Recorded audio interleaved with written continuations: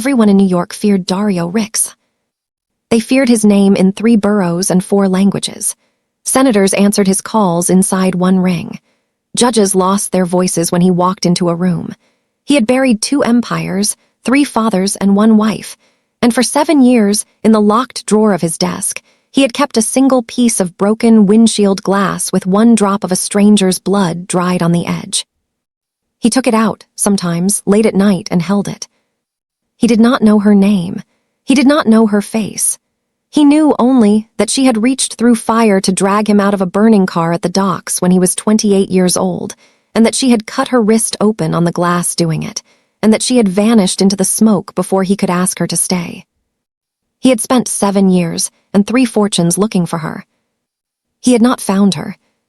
So when Dario Rixai stepped out of his shower at midnight, with cedar soap still in his hair and a towel slung low at his hips and water running down the line of his back, when he walked into his own bedroom in the dark, smelling of his own steam, and saw a woman asleep in his bed, the most dangerous man in Manhattan did not reach for the gun on the dresser. He reached for the lamp, because something on her wrist had caught the light. A small, polite, crescent-shaped scar. Exactly where he had been holding her, in his memory, every night for 7 years. For 10 full seconds, Dario Rixai did not breathe. The towel dripped onto the marble. A bead of water slid from his hair down the side of his throat, and he did not feel it. The woman did not stir. She was curled on her side in a black maid's uniform, 1 hand tucked beneath her cheek like a child, the other slack on his pillow with the wrist turned up on his pillow in his bedroom, as if she had been showing him. As if she had been waiting, in her sleep, for him to finally see. Her name, the agency had told him, was Alina Rasso, 28, polite, punctual, invisible. That last word had been his. He had said it himself, 6 months ago, distractedly, to his head of security on the day she was hired. Make sure the new one is invisible. I don't want to see her. I don't want to hear her. I don't want to know she exists. She had obeyed him perfectly. For 183 days, Alina Rasso had moved through his penthouse like a held breath. She had left fresh espresso on his desk before he wanted it. She had folded his shirts with the buttons facing the same direction. She had passed him in the hallway every morning at 7, and he had stepped over her shadow without ever lifting his eyes. But here, now in the lamplight, with her wrist turned up on his pillow, he realized he had been smelling her shampoo on his pillowcase for half a year. He realized he had been falling asleep, every night, in the scent of the woman he had been hunting since he was 28, and his body had known it, even when his eyes had not. He realized, also, in the slow undertow of the moment, that the cedar soap on his own skin tonight was the soap she had ordered for him in April, when his old brand had been discontinued, and she had quietly replaced it without asking. He had been smelling himself, for 7 months, the way she had decided he should smell. He sat down on the edge of the bed, so slowly the springs did not even sigh. He did not wake her. He looked. He looked at her face the way a man looks at a painting he is being told, after a lifetime, has been hanging in his own hallway. He had known this jaw. He had known this mouth. The hair was darker now and shorter, but it was her. It had always been her. He let himself drift, for a moment, back into the only night he had ever had with her. He had been 28 years old. 7 years ago, almost to the day. November. The Brooklyn docks, where his father's empire still had warehouses and his enemies had not yet learned to fear the sun. He had been driving alone, a young man's mistake, from a meeting on Atlantic Avenue back to his father's house in Bay Ridge, with $22,000 in cash on the passenger seat and a head full of plans for a war he did not yet know he had started. The first car had come out of a side street and clipped his rear quarter panel hard enough to pin the wheel. The second car had been waiting for the first. He had felt the front of his own car leave the road. He had felt the airbag punch the breath out of his chest. He had felt the heat before he had seen the flame, a soft asterisk womb asterisk, almost polite, the way old gasoline vapor lights when the seal on a fuel line breaks. The car was on its side. His face was bleeding. His ears were ringing. He could see, through the cracked windshield, the bottom edge of the Manhattan skyline, sideways, on fire. He could see two men get out of the second car with a can of something and walk, unhurried, toward him. He had thought very clearly, so this is how. And then a third figure had come from somewhere he could not place, running hard, smaller than the men, moving with the wrong silhouette for a soldier, and the running figure had thrown itself at the windshield. Glass had broken inward. A hand had reached through. A small hand, a girl's hand, not a woman's hand and not a child's, but a hand that had not yet been told what it was for. The hand had grabbed his collar. The hand had grabbed his wrist. The hand had been bleeding, freshly, warmly, into his own bleeding, and that was the first thing he had known about her, that her blood had gone into his body before her face had ever come into his eyes. The hand had hauled. He had come up through broken glass with his shirt tearing on the frame. He had come up coughing smoke. He had come up alive. He had not been able to see her face for the smoke. He had only seen her wrist. The cut had been small, a polite little crescent, where the windshield had caught her on the way through. She had been pulling him by his own wrist, and her wrist had been turned up against his, and the cut on hers had been pressed into his skin, and for one full second Dario Rixai had felt his pulse and her pulse beat against each other through the same opening. He had said hoarsely, "What is your name?" She had said something the explosion of the gas tank swallowed. The men with the can had been 20 feet away. She had pushed him, hard, behind the burning car. She had not run with asterisk him. She had run the other way, toward the men, and the last thing he had seen of her, before the smoke took her, was a small figure in a dark coat going asterisk into asterisk the fire while two armed men changed direction, confused to follow. He had survived because she had drawn them off. He had survived because a girl whose face he had not seen had spent her own escape buying him his. When his men found him an hour later, on his hands and knees in the mud 1/2 mile down the dock road, he was holding a piece of windshield glass with her blood on it and saying her name, over and over, except it was not her name, because he did not have her name. It was the syllable the explosion had eaten. And to this day, he did not know if the sound he had been repeating into the mud had been Sophia or something else entirely. For 7 years, he had paid people to find her. For 7 years, his men had searched hospitals, shelters, immigration records, every dock worker, every waitress in every diner that fed the docks at dawn. He had funded a small private firm in Queens whose only job was to find a girl with a crescent scar on the inside of her left wrist and a face he could not describe. Nothing. He had begun to believe he had imagined her, that the head wound had given him a saint to believe in instead of an empty highway. And now her wrist was on his pillow. He came back slowly to the bedroom, to the lamp, to the towel, to the woman who had hung in his memory like a candle in a cathedral for 7 years and had, for the last 6 months, been folding his shirts. A muscle ticked in his jaw. She murmured something in her sleep, a single word in Italian. Not Russo's Italian. Russo was a queen's name, a borrowed name. This was the Italian of a girl raised on it. Her lips shaped the word like a prayer she was tired of saying. Papa. Father. And Dario, sitting on his own bed at midnight in nothing but a towel and a name he had not yet said out loud, finally saw the second thing. The thing that turned the night. There was a knife under his pillow. The corner of the sheet had ridden up where she had shifted in her sleep. The black handle of a folded blade was tucked against the seam of the mattress, exactly where his right hand would land when he laid down. His pillow, his side, his bed. He stared at it for a long moment.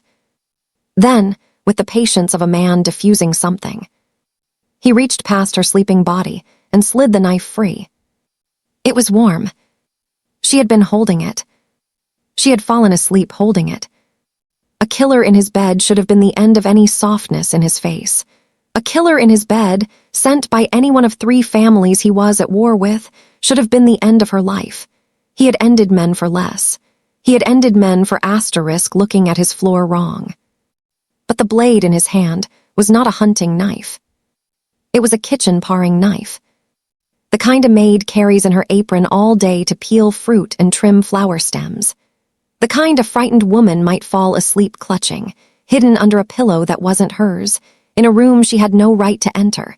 Because for the first time in months, she had been so tired, she could not remember which side of survival she was supposed to be on. There was dried blood on the seam. A day old, maybe 2. Dario looked at her sleeve. The right shoulder, just below the seam. A dark patch, almost the same color as the uniform, that he never would have noticed if he had not been looking for it. She was bleeding. She had bled into his sheets and not made a sound. Something in Dario Rixai's chest, an organ he had personally retired from active duty around the time he buried his wife, began, very quietly, to wake up. He set the knife on the nightstand. He pulled the blanket up over her shoulder. The water from his hair dripped once onto the back of her hand on the pillow. She did not stir, but her fingers curled very slightly in her sleep toward the drop, not away from it, the way a flower turns to a thing it has been waiting for. That was when his hands began to shake.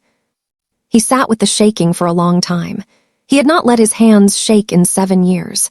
He had ordered men killed without his hands shaking. He had shot a man in the throat at a baptism and signed the Godfather paperwork an hour later, and his hands had not shaken. They were shaking now, beside the knee of a sleeping woman who had been dusting his bookshelves for half a year. He thought, for the first time in his life, that he might actually be a person. He thought, for the second time, that this was the worst possible time to find out. Because if he stayed seated on that bed one more minute, he was going to do something he could not yet name. Dario Rixai slid down to the floor beside the mattress, leaned his back against the bed frame, pressed his palm flat against the place where her wrist would have been on the other side of the box spring, and waited for her to wake up. While he waited, he let himself remember her. Not the her in the bed, the her in the doorways, the her he had been refusing to see. He remembered the morning in May, when he had come down the stairs at 6:15 in a foul mood about a Bratva meeting in Brighton Beach, and had stepped, barefoot, on a small wet patch on the marble where she had just mopped. He had not slipped, she had set the cone there, the small yellow plastic Tanzani cone, but he had slipped in his head and snapped at the empty hallway who left this here. From the kitchen, very quietly, an Italian voice he had not known he recognized had said, "I did, signor." "I am sorry." He had not turned to look at her. He had gone into his study and closed the door. She had brought him an espresso 10 minutes later. She had not knocked. She had set the cup on the desk on a small folded napkin so it would not leave a ring on the wood. She had left without speaking. He had drunk it. It had been perfect. He had not thought of her for the rest of the day. He remembered the night in late June, when he had come home at 3 in the morning with another man's blood on his sleeve, and had walked, automatic, to the laundry room to soak the shirt before his housekeeper saw it. The laundry room light had been on. She had been at the sink, in a thin cotton robe over a nightdress, her hair down. He remembered now, dark and longer than it looked when she pinned it up. And she had been holding another asterisk of his shirts against the porcelain, scrubbing at a smaller, older spot of brown that she should not have known how to recognize. He had stopped in the doorway. She had turned. She had seen the shirt in his hand. She had not reacted at all. She had said, "Give it to me, signor." He had given it to her.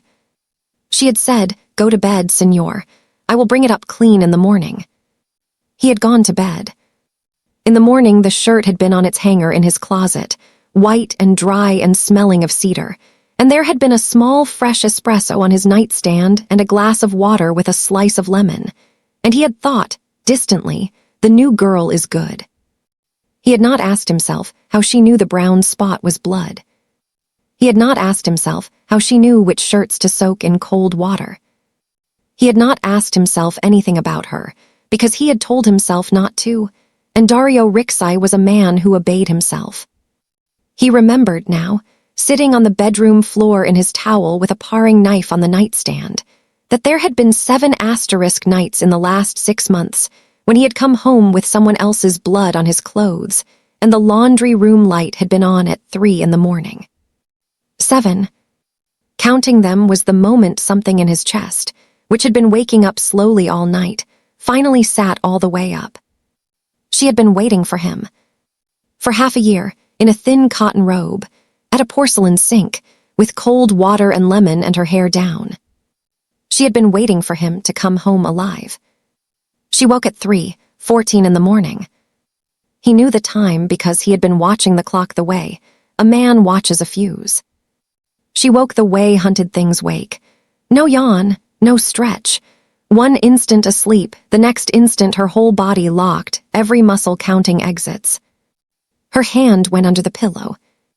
The knife was not there. Dario, sitting on the floor with his back to her, said nothing. He felt her register him, felt the heat of her stare on the back of his head, felt the mattress shift an inch as she slid herself away from him toward the far edge. Then behind him, very quietly, she breathed in. Once. Through her nose. The way a woman breathes when she has just realized the room she woke up in smells like cedar soap she chose herself, on skin she has not once, in 6 months, allowed herself to look at. He heard her breath hitch. He closed his eyes. "Don't run," he said. His voice was low, the voice he used in rooms where the wrong word ended someone. She did not run, but she did not speak. "There is a paring knife on the nightstand," he said. "It is yours. I am not going to use it. I am not going to shoot you. I am not going to call my men. We are alone in this room. We will be alone in this room until I say otherwise. Do you understand me, Alina?" A long silence. Then, in a voice he had never heard her use, a voice with a different accent buried under the Queen's one, a voice with an education in it, she said. "That isn't my name." He smiled at the wall. "I know," he said. Another silence. "How long?" she finally asked. He turned his head, just enough to see her in the dresser mirror. She was sitting up against the headboard, the blanket pulled to her chin, her eyes enormous in the dim. Not the eyes of his maid. The eyes of someone who had been holding a face in place for half a year and could not, in this moment, remember which face it was. 3 minutes, he said. "I have known you for 3 minutes. I have been looking for you for 7 years. Her breath caught. It caught the way a wire catches. "You don't understand," she whispered. "Sophia." He said her real name, like a man tasting water after a long drought. She made a sound. It was not a scream. It was not a sob. It was the sound of a woman who had been holding something underwater for half a year and had just been told she was allowed to let it go. "You are Sophia Marchetti," he said, quietly, "the way you tell someone their house is on fire when they are still inside it. Vincenz Marchetti's only daughter. Your mother died when you were 9. Your father runs the docks I do not run. We have been at war since before you were born. The night you pulled me out of that car, you were 19 years old, and you were on the wrong side of those docks because your father had sent you to confirm the kill. And when you saw who was inside the car, you cut yourself on the windshield to drag him out instead." She was not breathing. "How?" she said. "Your wrist," he said. "I held it. I have been holding it for 7 years, Sophia, every night, in the dark. I held a piece of glass with your blood on it, and I tried to remember what your face looked like through the smoke, and I could not, and I thought I had imagined you. I thought my own head wound had given me a saint to believe in. And tonight, I walked into my bedroom and saw your wrist on my pillow, and I—" His voice cracked. Dario Rixai's voice. "I have been keeping you invisible," he said, "in my own house for half a year." She started, very quietly, to cry. It was a small crying, almost no sound. Her shoulders shook and her face did not change. He recognized that crying. It was the crying of someone who had learned, very young, that crying out loud got you noticed and noticed got you hurt. It was the crying of a child in a hallway. It was the crying of a girl in a Palermo kitchen who had been told, at 11 years old, that crying was a thing other girls did. "I have been watching you," she whispered, "for half a year. I have been pouring you espresso. I have been putting fresh sheets on this bed. I have been folding your shirts. I have been asterisk standing in your hallway when you walked past me, and you would." She stopped. "You would say my name to your security," she whispered. "You would say the new girl, the new one, the maid, and I." Her breath caught. And I would think, asterisk, one day he will turn. One day his eyes will move across the hallway and they will not move past me. One day he will say her hair is dark and her name is Sophia and my hand fits in her hand because it always has. Sophia. And every day, she whispered, you walked past. Sophia. Every day, Dario. I know. For 183 days. I know. And tonight, she said, and her voice broke, finally, all the way. Tonight I walked into this room because I knew you were in the shower. I walked into this room with a knife under my arm because I had been told to. And I sat on this bed to wait. And She put her face in her hands. I was so tired, Dario. I know. I just wanted to lie down on a bed that smelled like you, for 1 minute, before Her shoulders shook. Before you what, Sophia? Before I told you everything, she whispered. Before I came out of your closet on my knees, before I gave you the knife and asked you to decide what to do with me. I was not going to use it on you, Dario. I have never been going to use it on you. I have been carrying it because it was the only thing of mine I was allowed to bring into your house. It has been mine since I was 11 years old. My father gave it to me, he said. She stopped. She looked up. The phone rang. It was the landline, the one in his bedroom, the one that had not rung in 11 months. Sophia went the color of milk. Dario, on the floor, did not move for a full second. Then he stood up. He walked to the nightstand. He lifted the receiver. He held it to his ear. He said nothing. The voice on the other end was old, Italian, soft, the voice of a man who had never had to raise it in his life because by the time he was 30, he had not needed to. Dario, Vincenzo Marchetti said gently, put my daughter on the phone. The room went very still. Dario did not look at Sophia. He looked at the wall. There is no one here, Vincenzo. There is a girl in your bed in a black uniform with a paring knife and a hole in her shoulder from one of my boys. Put her on the phone, Dario. I am being polite. I am being a father. You are being a coward, Dario said, on a phone from a dining room. A soft, fond chuckle. You think I do not see you, ragazzo? You think I have not always seen you? My daughter has been folding your shirts for 6 months. I have known where she was for 3 days. I let her stay because I wanted her to look you in the face one time before I took her home. I am a sentimental man, Dario. I let my children say goodbye. A pause. Sophia learned to use a paring knife when she was 11 years old, Vincenzo said, conversationally, the way a father shares a memory at a wedding.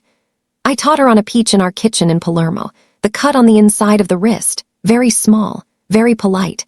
Most people, you understand, they do not even know they are bleeding until they sit down. Ask her to show you, ragazzo. Ask her where she practiced. She will tell you. She always told me the truth, my Sophia. Sophia, on the bed, had stopped breathing. Sophia, asterisk, her father said into the line, knowing she could hear. Sophia, amore, the car is downstairs. Come home now and I forgive you. Make him pick up the phone and say one more word and I burn that building with him in it. 3 minutes, daughter. 3 minutes and I send the men. The line clicked. Dario set the receiver down very carefully, as if it were made of bone. He did not turn around. Sophia. I know. He has the building.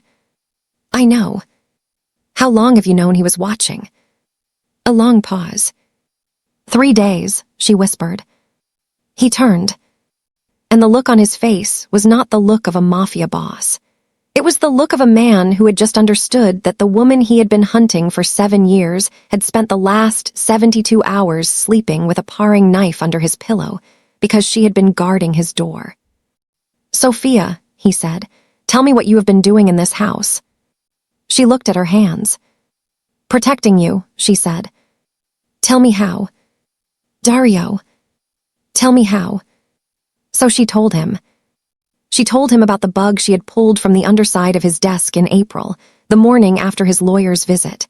She had been wiping the leather pad of his desk at 5:40 a.m. and her fingertip had brushed something cold and round on the underside of the wood. She had stilled for 1 full minute with her hand under the desk and her face calm. Then she had stood up. She had taken the bug to the kitchen. She had taken it apart in the kitchen sink with a pair of tweezers and a steak knife while his coffee brewed. She had flushed the pieces. She had then stood at his bedroom door for a long minute, watching him sleep, her enemy, her father's man, the boy from the burning car, and she had decided, on no evidence at all, that she would not be the one who let him die in this house. She told him about the driver. Last summer, Tommaso's replacement. One of her father's men, a soldier named Bruno, fitted into a chauffeur's cap 2 weeks before Dario flew to Milan. Sophia had passed Bruno in the kitchen one morning at 6. He had been eating a pear with his own paring knife. The way he held the knife, fingers high on the spine, blade down, drawing toward the thumb, was the way her father held one, was the way she held one. Was the grip her uncle Alessandro had taught Bruno in the cellar in Bensonhurst 3 winters ago. She had recognized him before he recognized her. He had not looked up. She had not let him. She had gone to his coat in the hall closet that afternoon while he was washing the car. She had taken the small orange bottle of beta blockers from his inside pocket. She had carried it to her own room in the staff hallway. She had taken 2 pills out. She had replaced them with 2 pills of her own, a different shape, a different color, a different chemistry, pressed in a kitchen in Astoria by a man her uncle did not know about, and which would, in combination with Bruno's medication and a little excitement, do exactly what they did. She had returned the bottle to the coat. The next afternoon, Bruno picked Dario up from JFK. Bruno had a heart attack on the west side, highway 26 minutes into the drive. Dario had stepped out of the car alive on the curb of his own building and told the papers it was bad luck. Sophia had been waiting in his foyer that night with fresh espresso, in her uniform, head down, invisible. She had not allowed herself to cry until she had cleaned the kitchen and turned off all the lights. Then she had gone to her staff bathroom, locked the door, sat down on the tile, and shook for 15 minutes without making a sound. Then she had washed her face. Then she had gone to bed. In the morning, she had brought him espresso at 6. She told him about Bemelmans. Last month. The waitress. A pretty blonde, hair like wheat, who had stood too close to his glass for too long. Sophia had been working that night, off the books, in a coat check uniform he had walked past without noticing. She had been there because 3 days earlier she had intercepted, in his kitchen trash, the receipt of a delivery he had not made.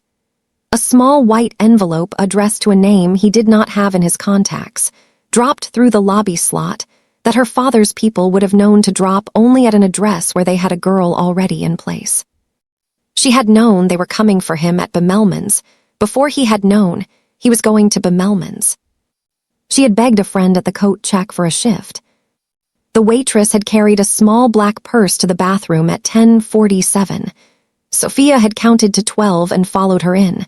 She had locked the door. She had not said a word. She had taken the woman's right hand in both of hers, very gently.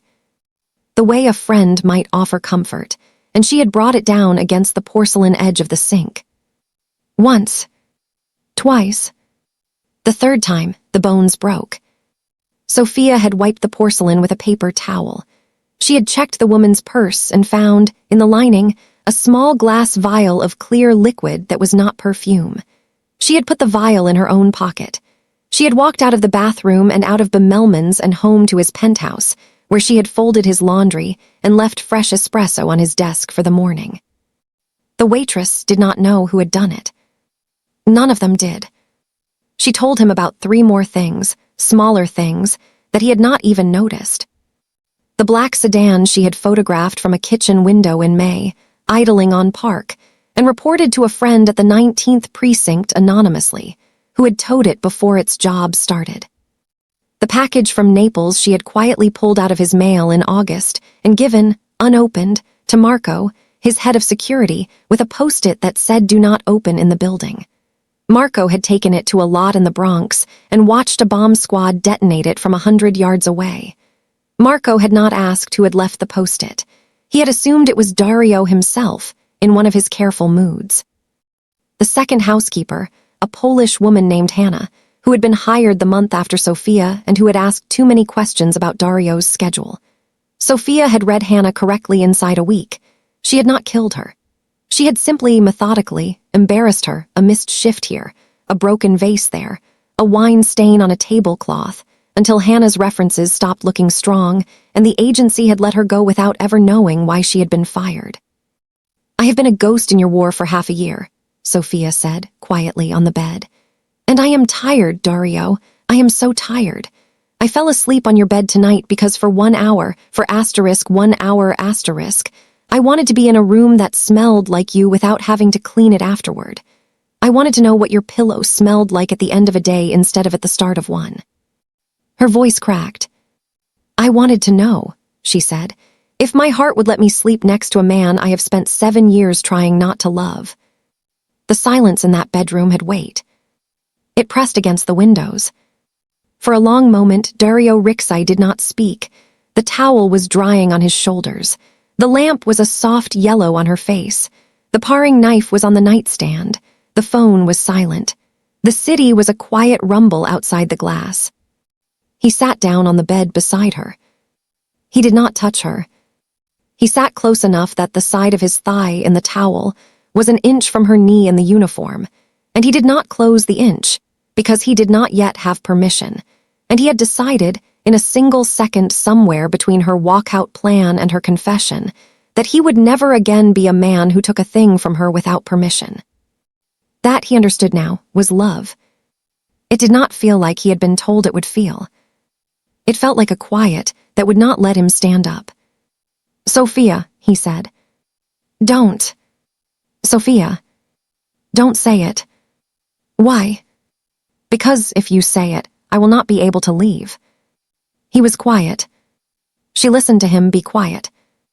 In the listening, she let herself, for the first time, look at his face. The way the lamplight cut along the line of his jaw, the small old scar over his left eyebrow, her car, her father's car, that night, her own glass, that she had been looking at every morning when she brought him espresso, and pretending she had not put there. The gray at his temples that had not been there in the photograph she had stolen from her father's desk when she was 23. The way his shoulders sat, finally, in this room, down, the way she had never seen them in any of the rooms she had cleaned. He was so tired. She had not let herself notice. "Dario," she whispered. "Yes, Sophia. You are very tired." "Yes. Go to sleep." He laughed once without sound. It was a wet, ruined laugh. It was the laugh of a man who had been asked, very quietly, to do an impossible thing. "Sophia." "I will sit," she said. "I will not move. I will sit in this chair by the window. I will stay until your father," she caught herself. "Until my father sends his men. I will hear them coming. You know I will wake you. We will deal with them. But you have not slept. You have not slept tonight, Dario. You have not slept in a long time. And I have looked at your face for 6 months, and I have wanted, so many times, to put my hand on the back of your neck and tell you to lie down. Sophia. Lie down. Sophia, I cannot." "You can," she said. "It is the easiest thing you will do tonight. I will sit in the chair. I will be here. You are going to lie down." He looked at her. He looked at her for a long time. Then, because his body was old, and his mind was older, and his heart had finally stopped pretending, the most dangerous man in Manhattan lay down on his own bed beside the woman he had hunted for 7 years, and he closed his eyes. He did not sleep, but he closed his eyes. She moved very slowly off the bed.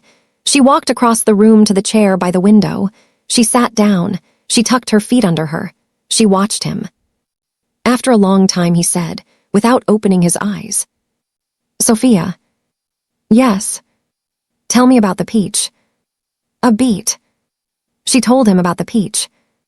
She told him about the kitchen in Palermo. The kitchen had been small and had opened onto a balcony with a single lemon tree. Her mother had still been alive. She had been 8 when her mother got sick and 9 when her mother died, and her mother had been the one who kept the kitchen full of peaches in the summer. There had been a wooden bowl. There had been a paring knife with a small wooden handle that her father had kept on a magnetic strip above the sink. After her mother died, her father had begun to teach her things. He had not begun on the peach. He had begun on bread, then on the lemon, then on the small fish her mother used to clean. He had taught her by 12 to clean a fish in under 30 seconds. He had taught her by 13 to debone a chicken without breaking the skin. He had taught her by 14 to walk into a butcher's cold room at 6 in the morning and identify, by smell alone, which animal had been killed last. The peach had come when she was 11. It had been an August afternoon. The kitchen had been hot. He had washed his hands. He had washed her hands. He had taken a peach from the bowl. He had said, "Sophia, amore, today I am going to teach you a small thing. It is not a kitchen thing. It is a different kind of thing." She had nodded. He had cut the peach in half. He had taken the pit out. He had set the two halves on the cutting board. He had said, "I am going to show you where to find a man's pulse, on the inside of his wrist. Here, feel mine." She had felt it. He had said, "Now feel the peach." She had felt the peach. The flesh had been firm at the edges and softer at the pit side.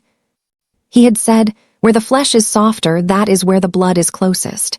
The cut on the inside of the wrist is the kindest one, Sophia, very small, very polite. He will sit down. He will be tired. He will close his eyes. He will go." She had said, "Why are you telling me this, Papa?" He had said, "Because one day, amore, a man will give you a kindness that is not a kindness, and you will need to give him a kindness back, and I want to be the man who taught you how, not a stranger, not a husband, me, your Papa." He had taken her small hand.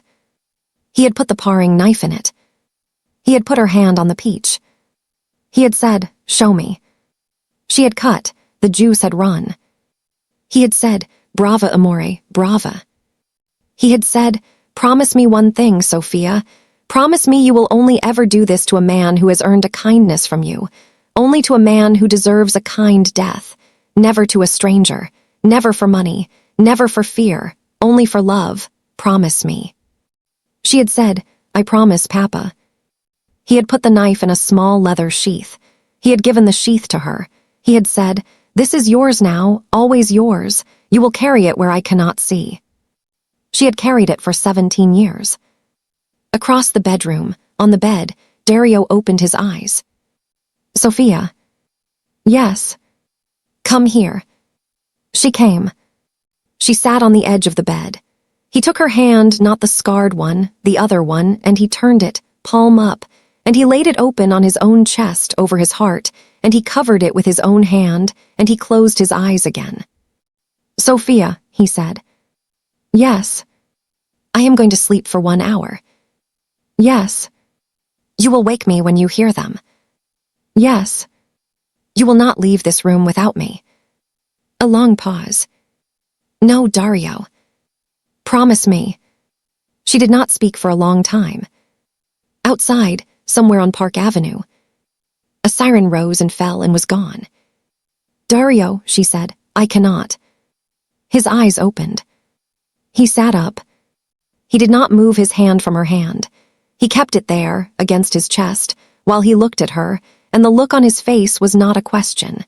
It was the look of a man who had just heard the sentence he had been afraid of for 7 years and had finally, almost, prepared for. "Sophia."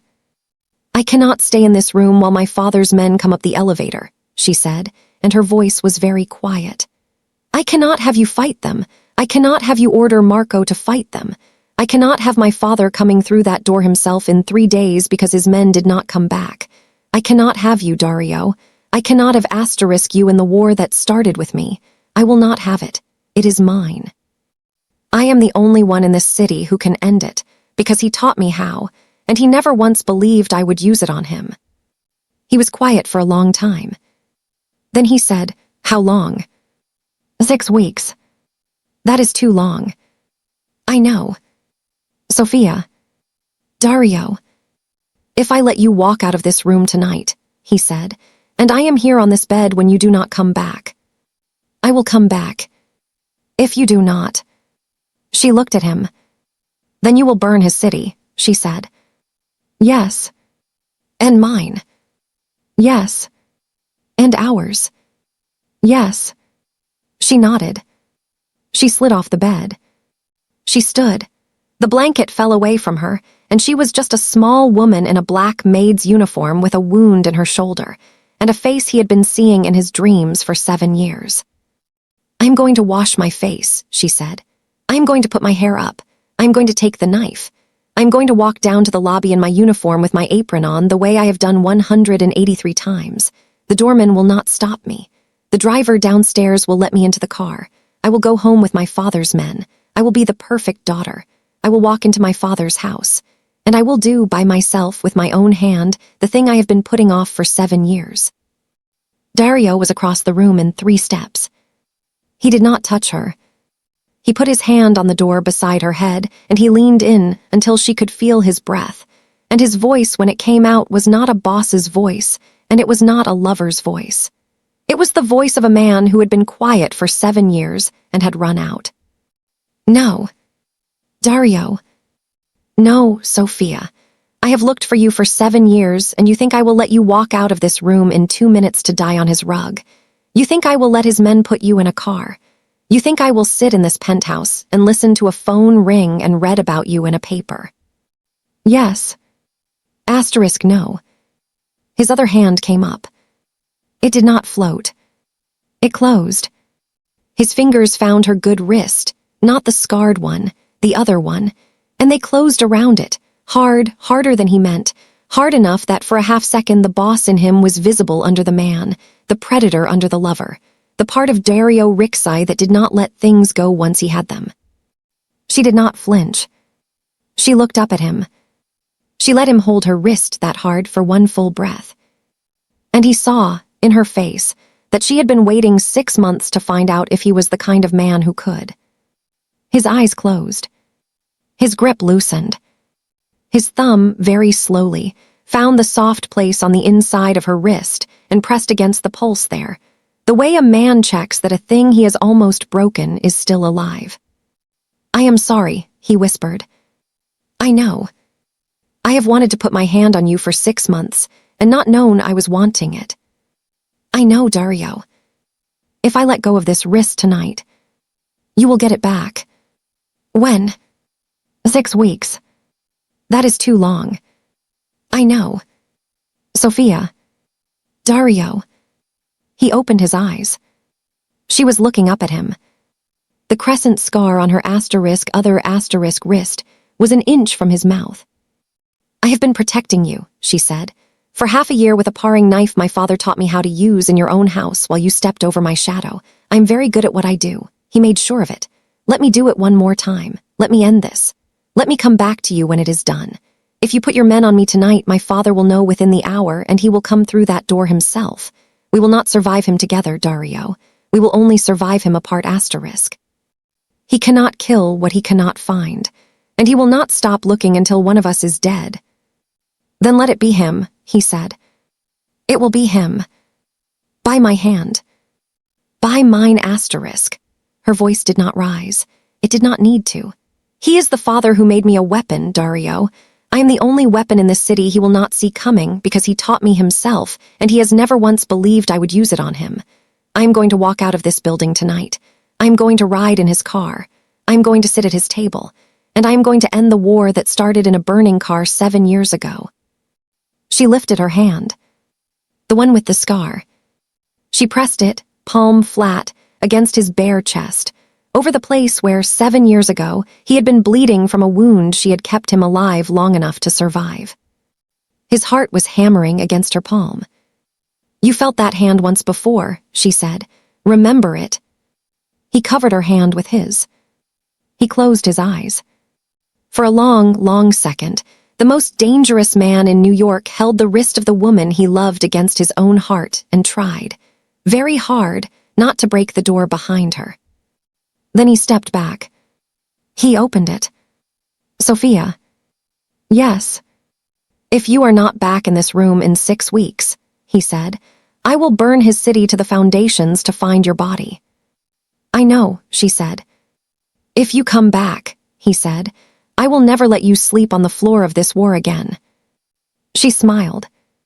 It was the smallest smile, and it broke him. "I never slept on the floor, Dario," she said. "I slept on your bed." She stepped through the door. She did not look back. He closed it behind her. He stood with his forehead against the wood for a very long time. The towel was still damp on his shoulders. The lamp was still on. The bedroom still smelled, in the slow-fatting way that scents fade when their source has just left a room, of cedar soap and her shampoo and the warm shape of a woman who had been pretending in his own house not to love him. He listened. The elevator dinged, far away on the lobby level. He listened to the small mechanical click of the doors opening, 18 floors below him, in a building he owned. He listened to silence. He listened to the elevator come back up empty. He listened to a car door, somewhere on Park Avenue close. He listened to the car drive away. He stood with his forehead against his bedroom door until the sky over Manhattan turned the color of bruised steel. And then he stood up, and he walked into his closet, and he took down the wooden hanger where her uniform should have been, and he found, for the first time, that she had hung the uniform back on its hanger on her way out of his life. She had hung it up like a maid finishing a shift. He held it for a long time. Then he carried it to his bed, and he laid it across her side of the mattress, sleeve out, the way she had slept, and he sat down on the floor beside it, and he waited. 6 weeks. The first week, he did not sleep. He sat in the chair by his bedroom window with the paring knife on the arm of the chair and watched the city he ran refuse to give him back the only thing he had ever wanted from it. He read the morning papers for her name. He read the obituaries. He read the police blotters. He did not find her. He took the windshield glass out of his desk drawer twice and held it under the lamp and watched the light pass through the small dried smear of her blood. On Wednesday, his consigliere Tommaso came to see him. Tommaso was 64 years old. He had served Dario's father. He had carried Dario in a christening robe at his baptism. He had not been afraid of Dario in 28 years. "Dario," Tommaso said, sitting down at his desk uninvited. "What is happening to you?" "Nothing, Tommaso." "You have not eaten dinner." "I am not hungry." "You have not slept." "I am not tired." Tommaso looked at him for a long minute. "Is it a woman?" Tommaso said. Dario did not answer. Tommaso nodded, slowly, the way an old man nods when something he has suspected for a long time is finally confirmed. "Boss," Tommaso said, very gently, in the Italian he only used when he was not speaking to the boss but to the boy he had carried at the baptism. "Whatever she is doing, whoever she is doing it to, let her do it. You are no good to her on the floor of a hallway." Dario looked up. "How," he said, "do you know?" Tommaso smiled. "Boss," he said, "I have eaten in this kitchen for 6 months. I know who has been making the espresso. I have been making the asterisk Lupara Bianca lists for 40 years.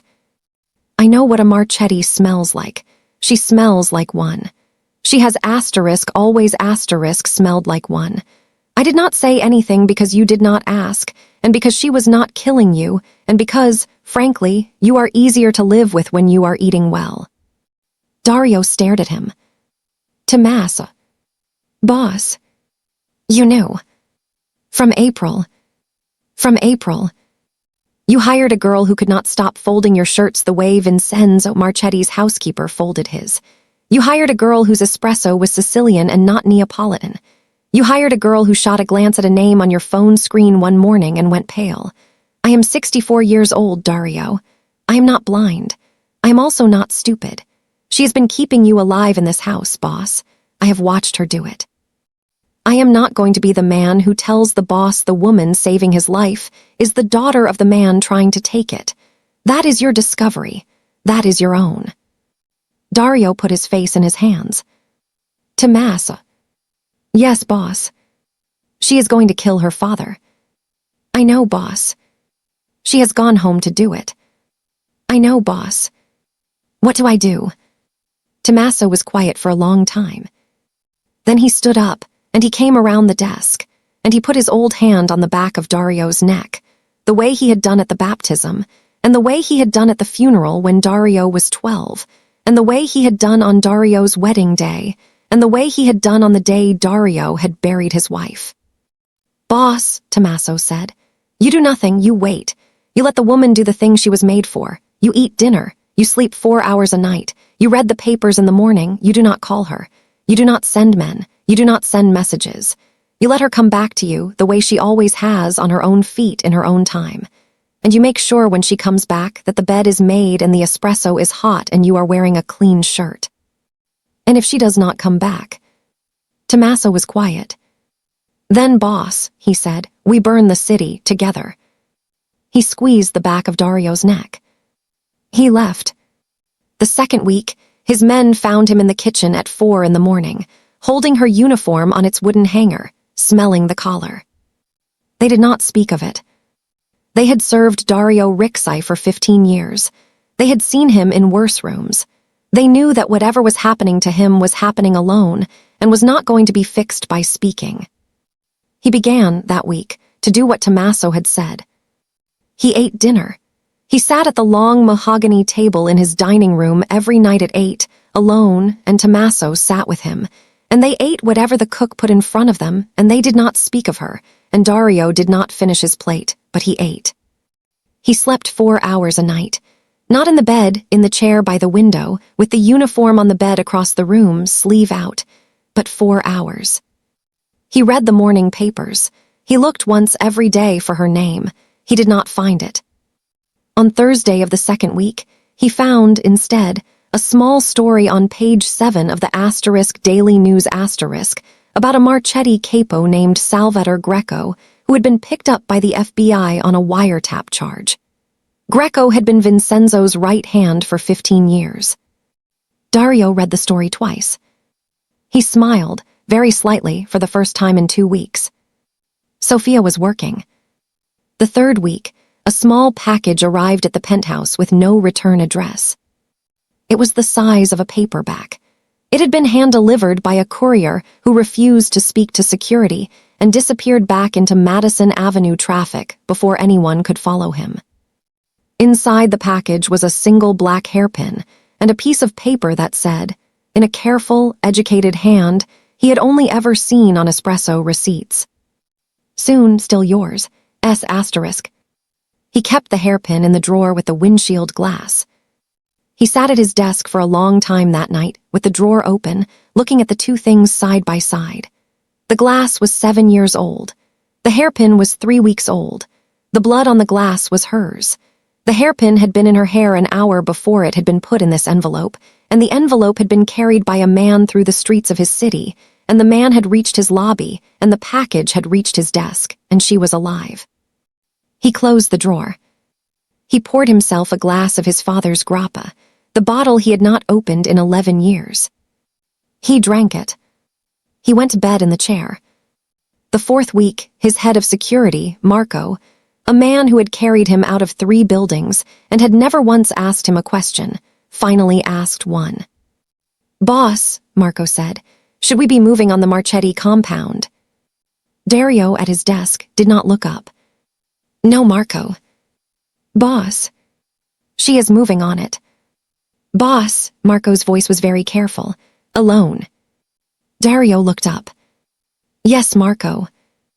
"The way she has done everything since she was 19. "Yes." A long pause. "Boss," Marco said, "is she going to come back?"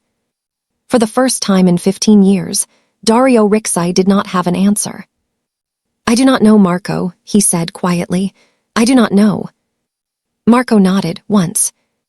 He did not ask again. That Friday, on Mulberry Street, the Times reported that a Marchetti soldier named Bruno Caruso had been shot in his own kitchen by what police were calling a domestic dispute. Bruno had been the cousin of the Bruno who had had the heart attack on the West Side Highway. Sophia, Dario understood, was working through the family the way a woman cleans a kitchen. The rims of the glasses first, then the faucet, then the floor. Vincenzo would be the table. The fifth week began to break Dario Rixai in ways his enemies had never managed. He stopped reading the papers. He could not bear the small thrill of finding her work in them. He took her uniform off the bed and hung it back in the closet because seeing the empty sleeve in the morning was beginning to feel like a thing he might not survive. On Tuesday at 3:14 a.m., The time she had woken up in his bed, he sat at his desk with the windshield glass in his right hand, and the inside of his own left wrist turned up under the lamp, and he looked at the place where she had cut herself for him, and he thought, for 30 seconds, about how small a crescent it would take. He did not do it. He put the glass back in the drawer.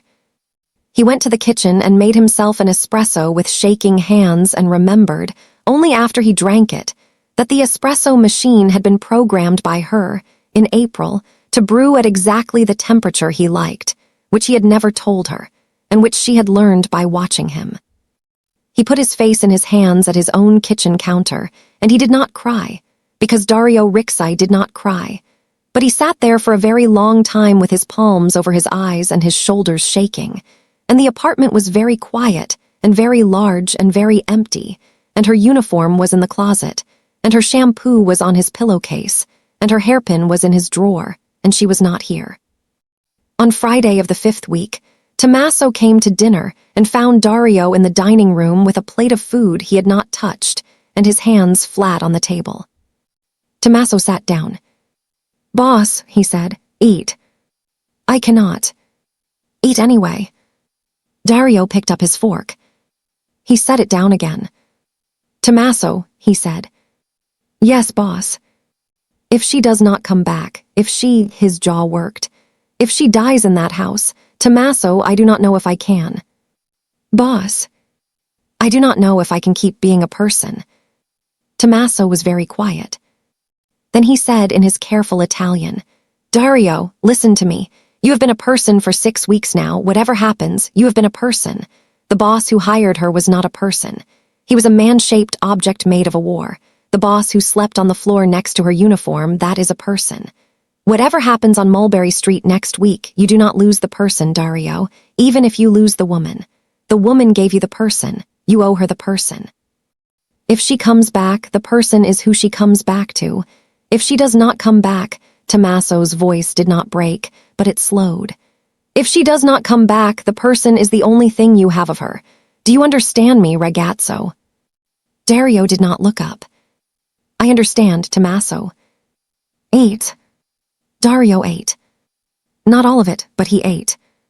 The 6th week, on a wet Tuesday in November, on Mulberry Street, in a brownstone dining room with red velvet curtains and a single bowl of minestrone steaming on a long mahogany table, Vincenzo Marchetti picked up his soup spoon for the last time.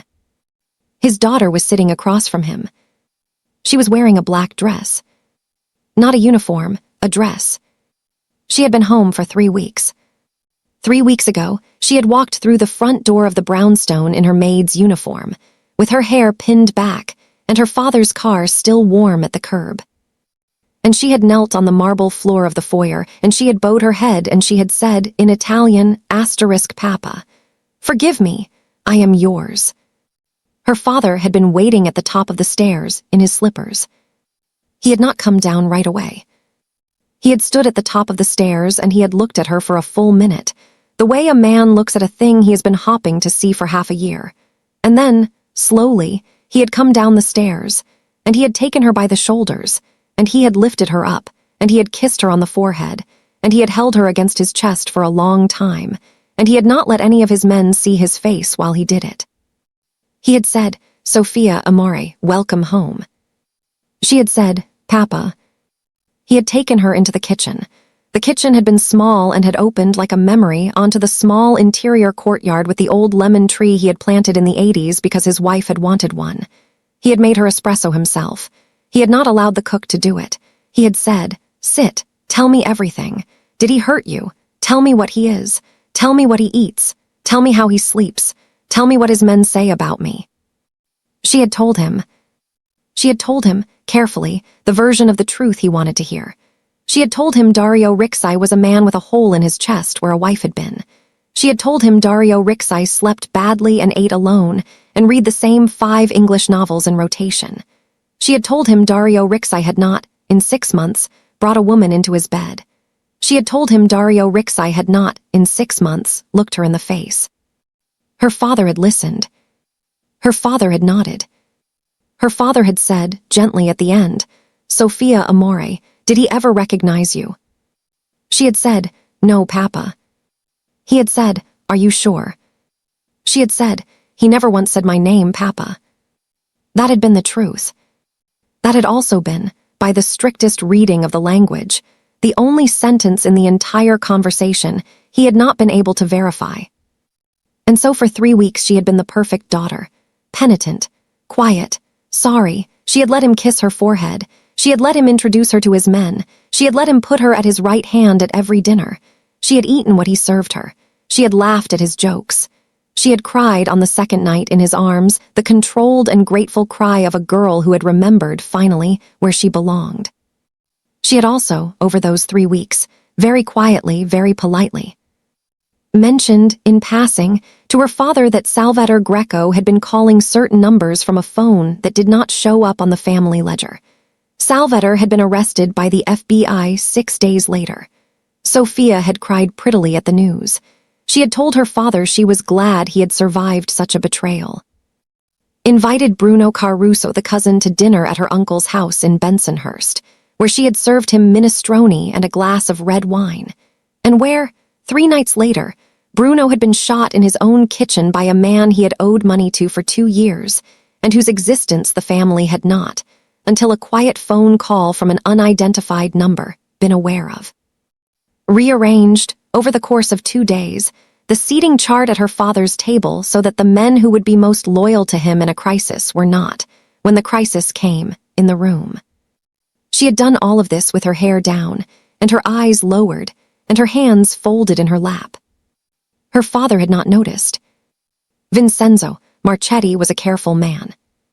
He was not a stupid one, but he was a father, and he had taught her himself. Tonight he had asked the staff to leave the room. The 2 soldiers who normally stood at the dining room door had been sent to the hallway. The cook had been sent home. The driver had been told to wait downstairs.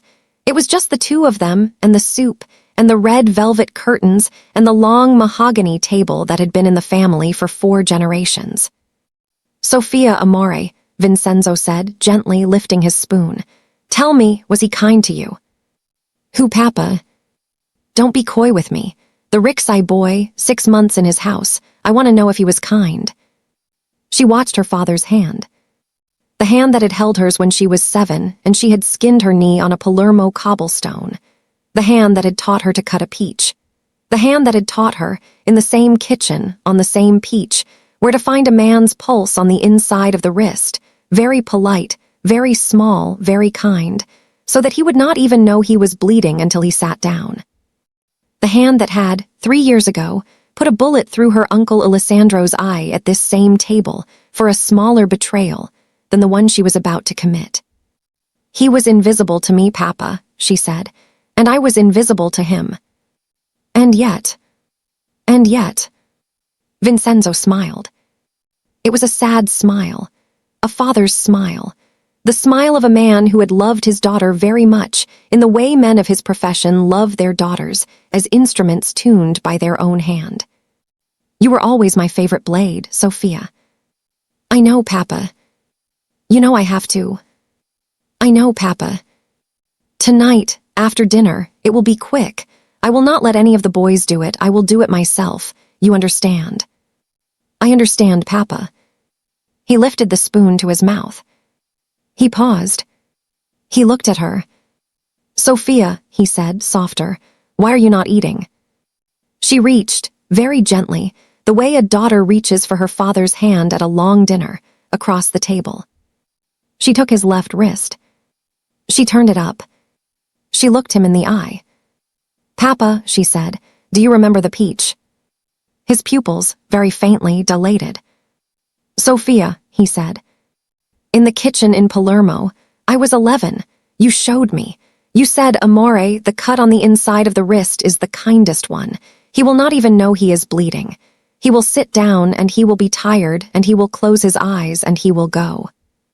Sophia, you said only ever do this to a man who deserves it, Sophia. Only ever to a man who has earned a kind death from you. Promise me." "Sophia, Amore." "I promised you, Papa." "Sophia." "And then," she said, and her voice did not break because she had used up all the breaking, You sent me to the docks, Papa, when I was 19, to confirm a kill. You did not tell me whose kill. You told me to go. You told me a Rixai boy was going to die. You told me, Sophia Amare, you will go and you will tell me what he looks like when he stops moving, and then you will come home and we will have dinner. And I went. Her father was not breathing. And I saw the car burn, Papa. Sophia. And I saw a boy in the car who did not deserve to die in a fire. He was 28 years old. He had a face like Papa, he had a face like a boy. He had a head wound. He was looking up at the sky. He was not afraid. He was just Papa, he was just asterisk looking. The way a person looks. And I knew in that second, the way I knew about the peach, that if I stood there and let your men finish him, I would never again be a kindness in this world. I would only ever be a knife. Sophia. And I cut my hand on the windshield, Papa. Sophia. And I dragged him out. Sophia, Amore. And I drew your men off into the smoke. And I lay on the dock road for 2 hours that night with my face in the mud and my wrist bleeding, and I made myself a promise. The same promise you made me make on a peach. Only for love, Papa, only ever for love. Her father's eyes were wet. She had never, in 28 years, seen her father's eyes wet. She did not stop. And for 7 years, Papa, I tried not to love him. I did everything you taught me to do. I did not look for him. I did not write to him. I changed my hair. I changed my name. I worked in 2 restaurants in Queens. I broke my own hand once in a closet so I would stop reaching for the phone. And when you told me 6 months ago that the war was getting worse, and that we needed someone inside his house, and that I asterisk, Papa, asterisk your daughter asterisk, was the only one who could do it without being seen, I went. Sophia. And I went, she said, to protect him, Papa. Sophia. From you. Her father's mouth opened. The men you sent into his service hallway, from the bug you put under his desk, from the driver you replaced, from the waitress you bought at Bemelman's, from the package from Naples, from the second housekeeper, from every kindness that was not a kindness you sent at him for half a year. I caught all of them, Papa. I caught all of them. I did. With this hand, with your knife, with your training. The training you gave me to protect asterisk you asterisk. I used it to protect asterisk him. Sophia. And tonight, Papa. She tightened her grip on his wrist. She was already moving. The paring knife had been in the napkin on her lap for the entire meal. He had not searched her. She was his daughter asterisk. He had not searched her, and she had counted on that, the way he had counted, 6 months ago, on Dario Rixai telling his men to keep her invisible. The cut was very small. A polite little crescent. The kind a daughter might leave, on purpose, on the inside of a wrist, so that one specific man, somewhere in the city, would know exactly who had done it, and why. Vincenzo, Marchetti looked at his wrist. He looked at his daughter. His mouth opened. And Vincenzo, who had taught her every single thing she knew, understood, 3 seconds too late, that he had taught her this too. Sophia, he whispered. Papa, you are. I am yours, Papa. I will always be yours. He taught me. You taught me. You gave me to him in a burning car when I was 19 years old, and I have been yours and his ever since, and I cannot. Her voice broke. I cannot watch him die at a table like this one, she said. Not him, Papa. Not after 7 years, you understand. You taught me how to love also, in the same kitchen, with the same hand. Vincenzo's eyes, very slowly, began to close. His other hand came up. It did not reach for the gun in his jacket. It reached, the way a father's hand reaches at the end, for her face. His knuckles brushed her cheek. He smiled. It was a sad smile, a father's smile, the smile of a man who had lost a war he had not, until this minute, known he was fighting. Brava, amore, he whispered. Brava. A pause. Tell him, asterisk, her father whispered. The Marchetti name lives, in his house. Through you, tell him I said so. Tell him, asterisk, his voice was almost gone. Tell him the peach was always meant for him. He closed his eyes. She held his hand while he went. She did not cry. She had cried alone in his pantry that morning with her face pressed into a sack of flour so that no one in the kitchen would hear her. She had used up all of it then. She closed his eyes. She kissed his forehead. She picked up his spoon and laid it back across the bowl, in the way he had liked at the end of a meal, so the staff would know when they came in that the dinner was finished. She walked out of the brownstone on Mulberry Street in a black dress with no blood on it. She got into a cab. She gave the driver an address on the Upper East Side that she had been folding shirts in for 6 months. Halfway up Park Avenue, on the corner where 71st meets the green light at 72nd, she asked the driver to pull over. She got out. She stood on the sidewalk in her father's blood and her father's dress and her own scar in the light of a street lamp for a full 90 seconds, and she did not cry, and she did not call anyone. She thought about the 7 years she had spent trying not to love a man. She thought about the 6 months she had spent loving him from inside his own walls. She thought about the 6 weeks she had spent away from him in her father's house, eating his food, kissing his forehead, walking past his lemon tree in the courtyard at dawn, and going every morning into the bathroom on the 2nd floor to be silently and terribly sick into the porcelain bowl with the brass fixtures her mother had picked out in 1992. She thought about a small windshield glass in a desk drawer she had never been allowed to open. She thought about a hand on her wrist, hard for one full breath, and the way it had loosened. She thought about a man on his floor, with his back against his own bed, waiting all night for her to wake up.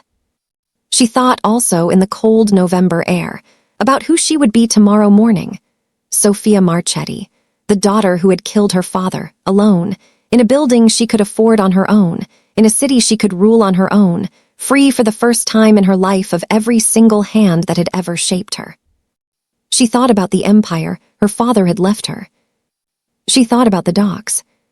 She thought about the boys in the brownstone who would, by midnight, know she was the boss now. She thought about the 36 men who would take her call. She thought about the 4 senators and the 3 judges and the 2 police captains. She could rule it. Alone. She could rule it without him. She thought about that. She thought about it for 30 full seconds. And then she thought about a damp towel on a bedroom floor, and a man with his eyes closed and his hand on his own chest, and the sound of him saying, quietly, Sophia asterisk, the way a man says water after a drought. The choice took 90 seconds. She got back in the cab. She told the driver to keep going. She did not call. She did not need to. That night, at 11:01, Dario Rixai walked into his bedroom in a clean white shirt with no gun on his hip and no men on his floor. A woman was asleep on his bed. Not in a uniform, in one of his shirts. Curled on her side, one hand tucked under her cheek, the other slack on his pillow with the wrist turned up on his pillow, the small crescent scar catching the lamplight like a promise being kept. He stood at the foot of the bed for a long moment. He thought about the 7 years of glass in his desk drawer. He thought about the half a year of shampoo on his pillowcase. He thought about the night he had told his men to keep her invisible, and the night, 6 weeks ago, he had finally seen her, and the 6 weeks since, when he had not known if he ever would again. He took off his shirt. He laid it, folded on the chair. He walked around to her side of the bed, asterisk her asterisk side, now and forever, and he sat down on the edge. He took her scarred wrist in his hand, the way he had taken it once in a burning car 7 years ago. And Sophia Marchetti, without opening her eyes, without saying a word, turned her palm up inside his and laced her fingers through his fingers, the way a woman does when she has finally come home from a war she fought alone. He lay down beside her. He pulled the blanket up over her shoulder. He turned her wrist in his hand, very slowly, the way a man turns a thing he has been waiting 7 years to look at. He pressed his mouth, very gently, to the crescent scar on the inside of her wrist. He held it there. For 7 years. Her eyes opened. They were dark, and they were tired, and they were home. Dario, she whispered. Sophia. Did you wait? Every night. On the floor. On the floor. Don't anymore. No, he said, not anymore. She closed her eyes. She tucked her face into the place where his shoulder met his throat. She breathed in. Cedar soap, the brand she had ordered for him in April, on skin she had loved in silence in his own house for half a year, while she folded his shirts and protected his life and pretended she did not know his name. For a long time they lay like that. He did not speak. He held her wrist. He held the back of her neck with his other hand, very lightly, the way a man holds a thing he has been told he is allowed to keep. After a long time, she said into his throat, Dario. Yes. He told me at the end. She stopped. He told you at Sophia. She lifted her head. She looked at him. In the lamplight he saw, for the first time, that her eyes were red. Not from crying, she had not cried, from something else, from the kind of tiredness that does not come back from a single night of sleep. He told me, she whispered, that the Marchetti name lives, through me, in your house. A pause. He told me to tell you. Sophia. Dario. Sophia. He sat up. He sat up very slowly. He looked at her face. He looked at her face for a long time. He looked at her dark hair on his pillow. He looked at the small crescent scar on her wrist in his hand. He looked at the small high color in her cheeks that he had not, in 6 months, seen there. He looked at the way her hand, when it was not holding his hand, had been lying, palm flat, low on her own stomach, in the way a woman's hand lies when she has been carrying a thing for 6 weeks that she has not yet told anyone about. He understood, all in one piece. He understood the morning sickness in the second-floor bathroom in Mulberry Street. He understood the way she had said, in this bedroom 6 weeks ago, I wanted to know what your pillow smelled like at the end of a day instead of at the start of one. He understood the night in late June, in the laundry room, in the thin cotton robe, with her hair down. He understood why a daughter who had been waiting 7 years to kill her father had finally, finally, been able to do it. He understood why she had hesitated, on Park Avenue, for 90 seconds. He understood why she had come home. He understood the peach.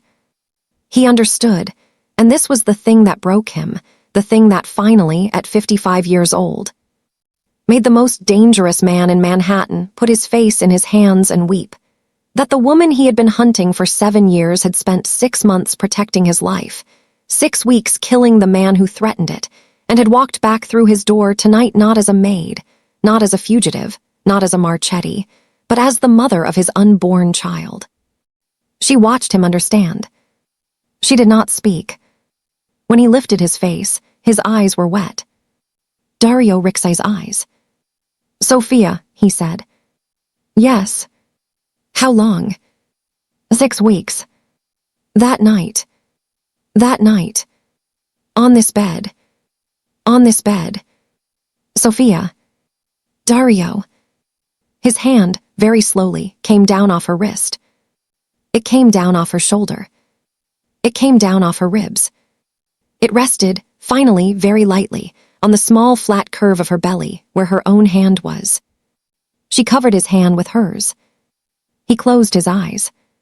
He pressed his forehead to hers. For a long time they breathed together.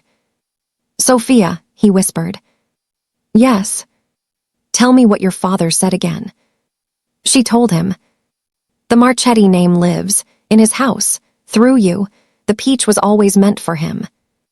He nodded, slowly, with his forehead still against hers. He knew, he whispered. He knew, Dario. He let you go. He let me go. He let you finish him so you could come home. Yes. For the child. For the child. For us. She did not answer. He understood that too. It was not for us yet. It had been, until tonight, for her asterisk. It had been her choice. It had been her work. It had been her 7 years and her 6 months and her 6 weeks alone, and she had walked back through this door not because she needed him, but because she had decided, on a sidewalk on Park Avenue at the corner of 71st and 72nd, that she wanted him. There was a difference. He would never, for the rest of his life, forget it. Sophia. Yes, Dario. Marry me. A long silence. She smiled. It was the smallest smile, and it broke him.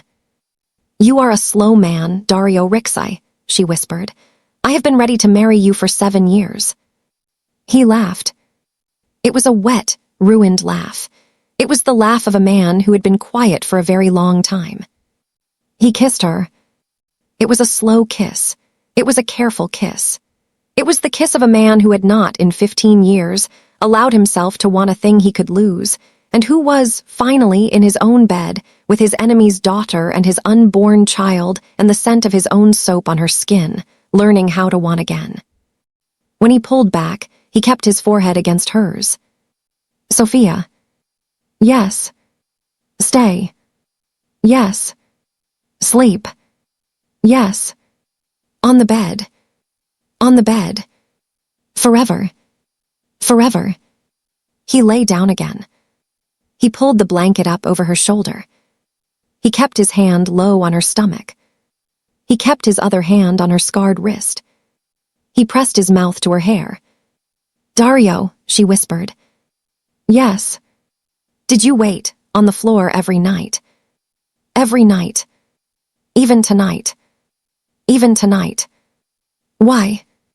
Because, Sophia, he said, very quietly into her hair, the floor is closer to the door, and every night for 6 weeks I have been listening for the door, and tonight, when it opened, I wanted to be the first thing in this apartment that you saw.